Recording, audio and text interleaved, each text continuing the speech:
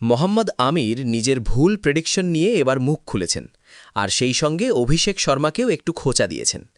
Guys, Mohammad আমির আগে বলেছিলেন যে ভারত ইংল্যান্ড ন্যাশনাল ক্রিকেট টিমের কাছে ওয়াংখেড়ে স্টেডিয়ামে হারবে, কিন্তু বাস্তবে ঠিক উল্টোটা হয়েছে। ভারত 7 রানে ম্যাচ জিতে ফাইনালে উঠে গেছে।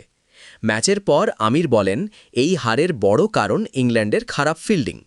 তার কথায়, আজ ইন্ডিয়া একদম কমপ্লিট ক্রিকেট খেলেছে।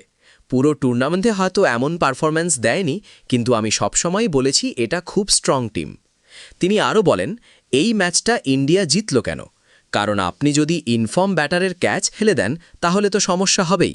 15 রানে যার ক্যাচ ছাড়লেন, সেই ব্যাটার যদি পরে 35 বলে 90 রান করে দেয়, তাহলে সেটাই ম্যাচের টার্নিং পয়েন্ট হয়ে যায়।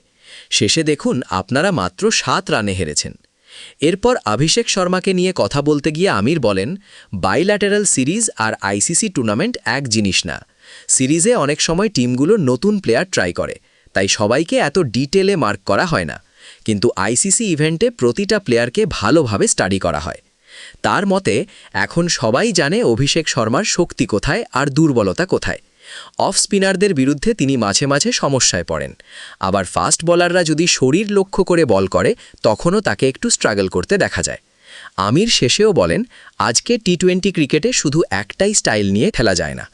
বড় টুর্নামেন্টে ভালো করতে হলে টেকনিক আর মেন্টাল দুটোই খুব শক্ত হতে হবে।